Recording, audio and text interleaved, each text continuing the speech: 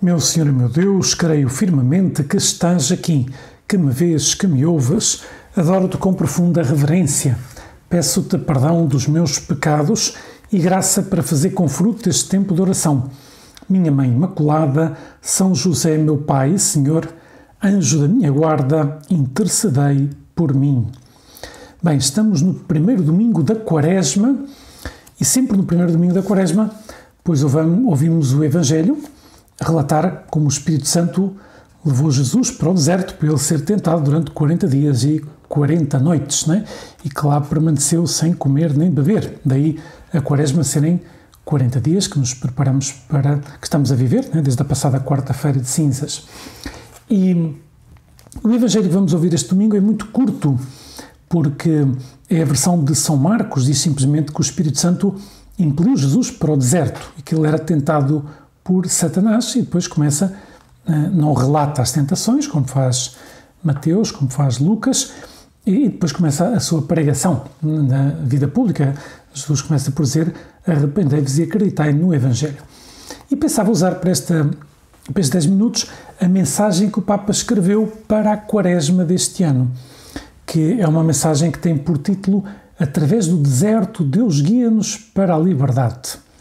Exatamente como meditamos no dia de hoje no tema do deserto, nesses 40 dias que Jesus quis passar no deserto, pois o Papa fala que esses 40 dias recordam os 40 anos, né, que o povo de Israel passou no deserto a caminho da terra prometida e então faz-nos considerar que nós também estamos no deserto, a caminho da terra prometida, que é a vida eterna, e que às vezes nos pode entrar essa nostalgia do Egito, do que deixamos para trás, né? E o Papa insiste numa ideia muito interessante, né? Que também de preparação já para o jubileu do ano que vem, que é o tema da esperança. E o Papa diz: quando nos falta a esperança, nós olhamos para trás.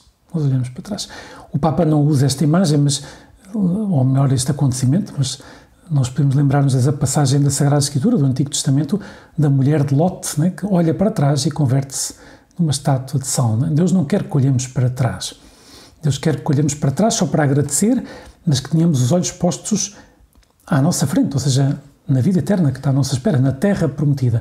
E isso é o que nos faz, pois, ter essa força para caminhar no deserto, não é? Que é assim, que é a nossa vida nesta terra. Não é? Ainda estamos a caminho, não é? Da vida eterna, não é? Apesar de tantas coisas, pois aparecem dificuldades, nós temos de ter os olhos postos na meta. O Papa diz-nos assim: quando Deus se revela, comunica-nos liberdade. Insisto muito neste tema, né, de que Deus é a liberdade e as más tendências são a escravidão. E nós temos que confiar em Deus, né, para mantermos no caminho para a liberdade e manter o coração desprendido das coisas da terra. Eu sou o Senhor teu Deus, que te fiz sair da terra do Egito, da casa da escravidão. São palavras do livro do Êxodo. Né? Israel sente nostalgia, Israel no deserto, sente nostalgia das cebolas e dos pepinos do Egito. Não é? E de facto é isso mesmo, quando começam as dificuldades no deserto, pois Israel olha para trás, ou muitos do povo de Israel olham para trás. Por isso o Papa diz: o êxodo da escravidão, o caminhar no deserto não é um caminho fácil, mas é um caminho que toda a Igreja está chamada a percorrer. E nós estamos chamados a converter-nos nesta Quaresma. Tu e eu não podemos pensar: bom, a conversão é para os outros, é para aqueles que estão longe de Deus, eu já estou perto de Deus. Sim, a conversão é para os que estão longe de Deus, mas também é para aqueles que estão perto de Deus, que estamos perto de Deus.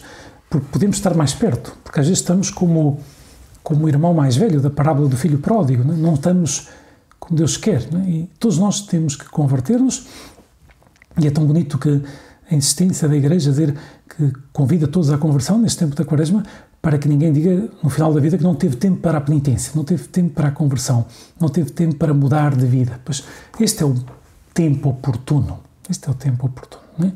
Esta preparação para a Páscoa é um tempo oportuno para nos convertermos. E o Papa diz: a primeira condição para nos convertermos é querer ver a realidade da nossa vida como ela é, não como gostaríamos que fosse. E para isso é necessário parar, rezar, pedir luzes a Deus. Né? Senhor, pois dá-me luzes para ver onde é que tenho que me converter. Né? Não basta pensar, bom, eu já sei que tenho que converter aqui ou lá. Temos que dar tempo a Deus para que nos diga, porque a verdade é que Deus está interessado para o nosso bem que nos convertamos, mas às vezes não nos convertemos porque não ouvimos a voz de Deus, porque não estamos dispostos a parar e pensar e rezar, né? E é muito comum, né? Aliás, estou a gravar este podcast antes, mas no dia que este podcast for for ouvido, né? Pois estarei a pregar o último dia de um retiro espiritual que vou pregar, e de facto é muito comum neste tempo da Quaresma as pessoas fazerem retiro espiritual, lugar onde a nossa liberdade pode amadurecer, diz o Papa, em relação ao deserto, mas que se aplica também ao retiro, né? Ao retiro espiritual. Uma decisão pessoal de lutar por não voltar a cair na escravidão. Pois, se tiveres a oportunidade de fazer um retiro espiritual na Quaresma, animo-te a que faças. Se porventura não é possível, tu própria podes ter esse momento de solidão a sós com Deus, talvez numa igreja, depois rezar e pedir luz a Deus e cuidar desse recolhimento e cuidar mais a oração, a esmola e o jejum, não é? Como nos pede a Igreja nesta Quaresma, que é um modo de esvaziar-nos nós próprios, dos ídolos, daquilo que nos apegamos e que Jesus vive em nós pelo amor, né? É bom, aliás, as práticas penitenciais tradicionais da oração, da esmola e do jejum, que vêm no Sermão da Montanha, né? Jesus fala disso. A oração converte-nos a Deus, aproxima-nos de Deus, a esmola converte-nos no nosso relacionamento com o próximo, nos faz estar mais atentos ao outro, e o jejum nos converte no nosso relacionamento connosco próprios, né? Porque tendemos a ser destemperadas, né? Por isso tens que pôr o jejum. É evidente que a Igreja pede um dia de jejum na quarta-feira de cinzas, na sexta-feira santa, e a abstinência, de modo especial nas sextas-feiras da Quaresma, mas também é verdade que tu e eu temos que pôr o jejum não só dos alimentos, né? Mas temos que pôr o jejum às vezes naquilo que estamos apegados, naquilo que temos o coração, e temos que pôr o jejum talvez no telemóvel, ou na televisão, ou no ouvir música, eu sei lá o quê, não é? Com liberdade, mas pedindo luz ao Espírito Santo, de tal modo que temos que querer, não basta simplesmente fazer isso, mas querer de verdade ter o coração desprendido para estarmos mais atentos a Deus e mais atentos ao próximo, não é? O tempo da Quaresma é um tempo forte de conversão, diz o Papa na mensagem. Tempo forte para a libertação daquilo que nos escraviza. E o Papa dá 3 ideias na qual podemos modificar os nossos hábitos e também pode estar presente esta oração, esmola e jejum, digamos assim, né? Por um lado, o Papa fala das compras, né? Interessante. Seria absurdo fazermos jejum de alimentos e depois comprarmos o que nos apetece, né? Não pormos esse travão, às vezes esse impulso de comprar coisas que não necessitamos. O Papa diz que, claro, muitas vezes ele insiste isso, o melhor modo de ter o coração vazio é gastar mal o dinheiro. E tu e eu temos que ser muito responsáveis no modo como administramos o dinheiro que tu, Jesus, nos deste para administrar, que um dia nos pedirás contas. Por isso, as compras, é não comprar nada mais do que aquilo que necessito e não... Portanto, é um bom propósito para a Quaresma.